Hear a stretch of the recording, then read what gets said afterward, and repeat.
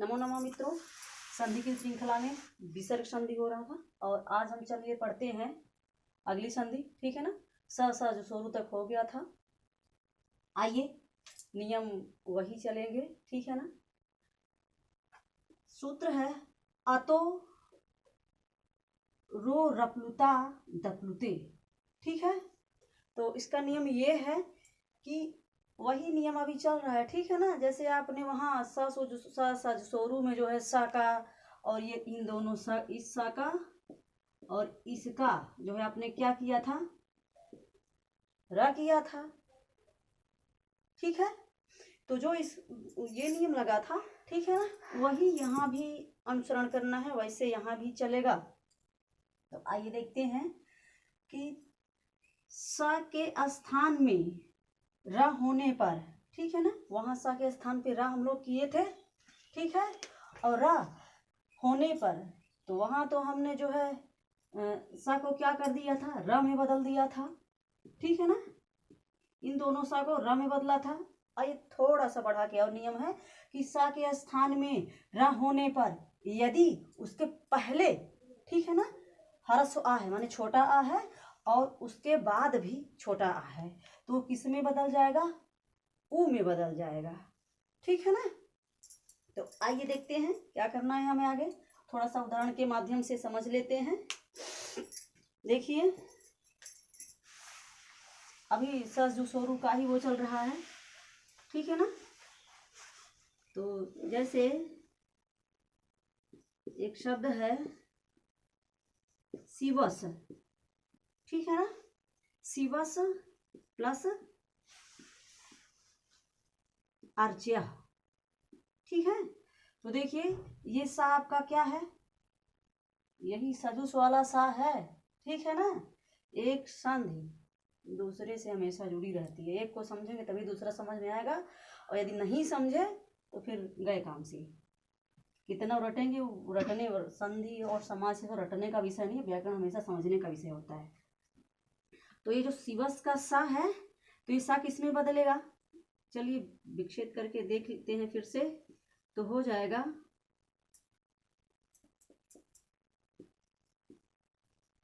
शिव, ये सा किस में बदला, शिव, फिर रा हो गया। ठीक है ना। अब यहाँ अर्च्या बना ही है अभी, तो ये सा किस में बदला, ये शिवरा में बदल गया। ठीक है ना। शिवर, तो ये शिवर अर्च्या हो गया। ठीक है ना। तो ये कह रहा है कि यहाँ नियम में देखिए र होने पर यदि इससे पूर्व ह्रस्व आ है तो देखिए ये र में बदल गया, और जब र में बदल गया तो यहाँ देखिए वाह जो लिखा है शिव का वाह, वाह में कौन सी मात्रा है, आ। ठीक है ना। जब आ है तो ये किस में बदल जाएगा, ऊ में। ठीक। तो क्या हो जाएगा,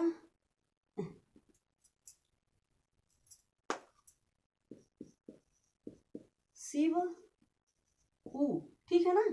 और यहाँ अभी अर्च्या प्लस तो नहीं आ रहा है, अर्च्या। ठीक है ना। ये अभी वही बना हुआ है। अब देखिए जब यहाँ आ है, व का आ और रा जो है ऊ में बदल गया, क्योंकि इसके पहले क्या था, ह्रस्व आ था और बाद में भी ह्रस्व आ ही है, तो ये ऊ में बदल गया। ठीक है ना। जब ऊ में बदल गया तो ये जो आ है और ऊ है, इन दोनों में हम संधि कर दिए। ठीक है ना।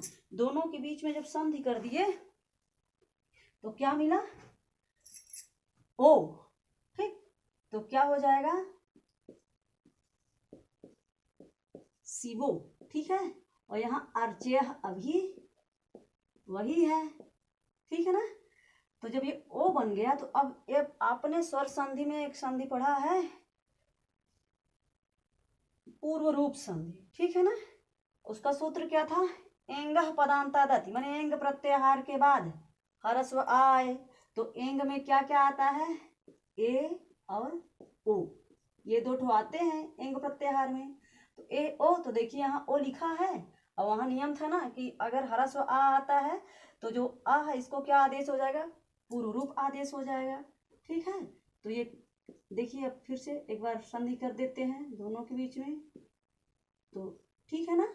और ये जो आ है ये जो है पूर्व रूप में बदल गया तो बन गया शिवोर्च।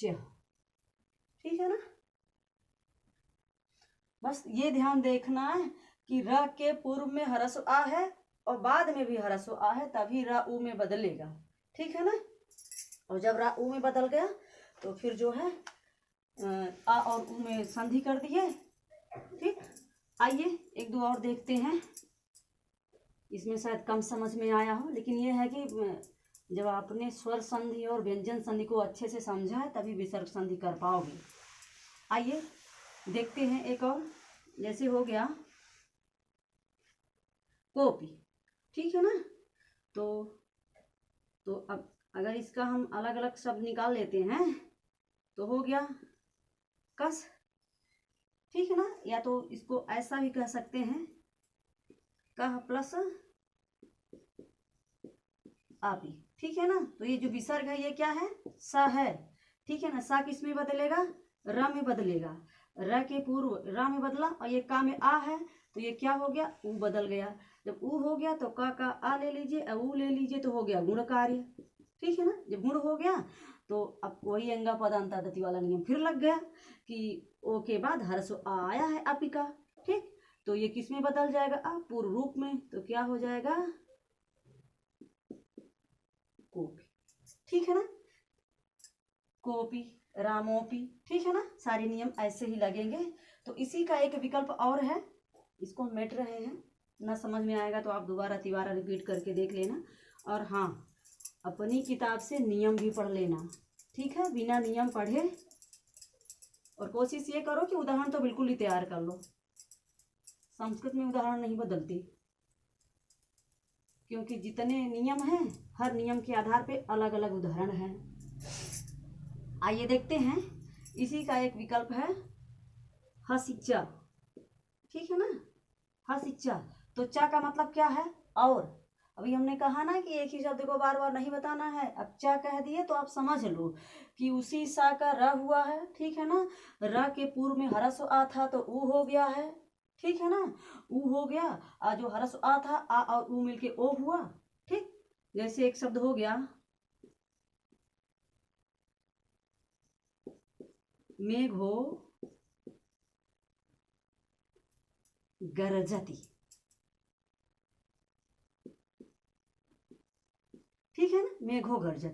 तो अब अगर इसको हम अलग करें तो देखिए क्या होता है, मेघास हो गया। ठीक ना। और यह हो गया गरजती।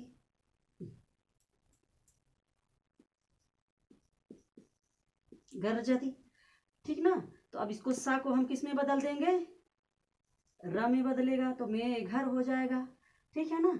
र में जब बदल दिए तो र के पूर्व जो घ है इसमें आ लगा हुआ है और ये र तो है ही है, और इस घ के बाद में जो है क्या है, हस प्रत्यय। यहाँ लिखा है ना हसिच्चा। हसिच्चा का मतलब होता है हस प्रत्याहार। हस माने 20 वर्ण। तो ये किस में बदल जाएगा, र उ में बदल जाएगा, क्योंकि इसके पहले क्या है, घ है, और घ में कौन सी मात्रा है, आ लगा हुआ है।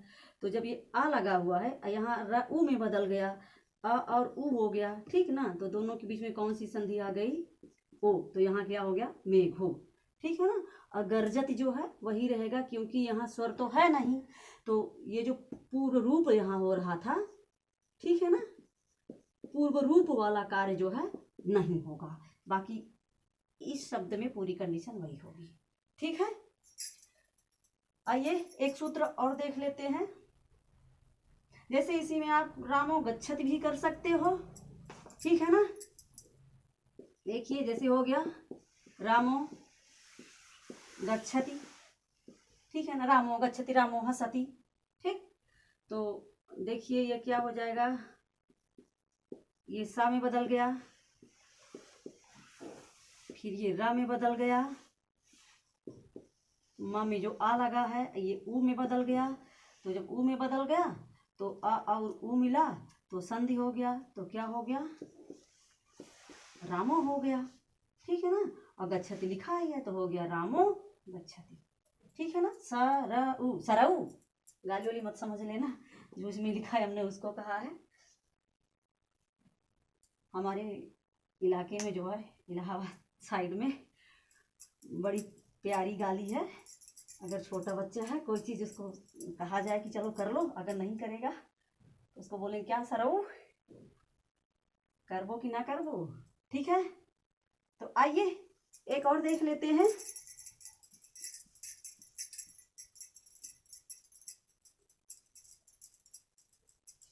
रोरी, ठीक है ना। रोरी, रोरी में क्या है कि र के बाद, ठीक है ना, फिर से रा आए, लिखा है ना यहाँ रोरी, यानी र के बाद रा आए, तो जो पहले वाला रा होता है ना उसको जो है हटा दिया जाता है। जैसे हो गया पुनर प्लस रमते, ठीक है ना। तो पुनर में ना रा है और इधर भी रा है, ठीक है ना। तो जो पूर्व वाला होता है, तो ये बाद भी है पहले है, तो इस रा को जो है क्या कर देते हैं, हटा देंगे, तो क्या हो जाएगा पुन, ठीक है ना, रमते। तो एक संधि का नियम फिर से आ जाता है, ढ्रलोपे, ठीक है ना, पूर्वस्य दीर्घो ढ़। अब देखिए ढा हो या तो रा हो, ठीक है ना, ढा और ला हो, और इसके पहले तो देखिए यहाँ रा है ना, तो यहाँ नियम है कि ढ लोपे, तो ढा में ढा और रा दोनों है, तो ढा और रा का लोप हो जाए, कब हो जाए, पूर्व से पहले दीर्घो अण, जब कोई स्वर हो। और स्वर कौन सा होगा, अण, अण में आपका आ ई उ, ये तीन हो, ठीक है ना। इन तीनों में से कोई भी एक हो तो ढा और रा का लोप कर दिया जाता है, और दीर्घो, और जो पहले वाला होता है जो स्वर होता है उसको क्या करते हैं, दीर्घ कर देते हैं, ठीक है ना। तो ये जो रा तो हटा दिए, और ये ना है, ना में आ निकल रहा है ना, तो आ जो है क्या है, अण है, आ ई उ, तो क्या हो जाएगा पुनः रमते, ठीक है ना। बस ये बहुत छोटा सा है, ज़्यादा कठिनाई इसमें नहीं है, थोड़ा सा है। और इसी तरह से आप अन्य उदाहरण भी देख सकते हो, जैसे हो गया हरि रम्य, ठीक है ना, जैसे हरि प्लस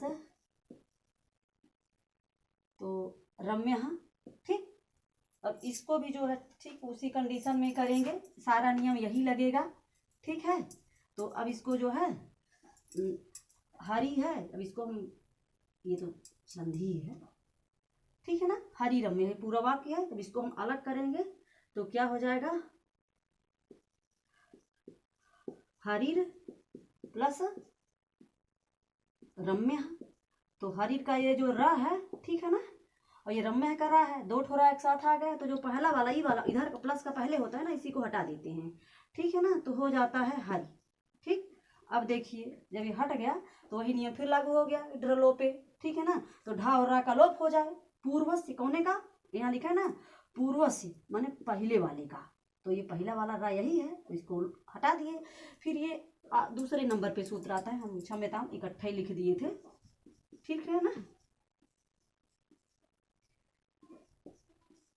दीर्घोण, ठीक है ना, इसको जो है हटा दिए ढ्रलोपे पूर्वस्य से, फिर जो है जब हटा दिए तो ये जो री है, री में ई है, और यहाँ देखिए ये अण नाम का जो प्रत्याहार था, अण, तो अण में अ ई उ आ रहा था, ठीक है। तो ऐसे में जो ये छोटी री है ना, ये अण है, तो इसको क्या कर देंगे, बड़ी कर देंगे, तो यहाँ हो जाएगा हरि, तो यहाँ क्या कर दिए हम, हरि रम्य।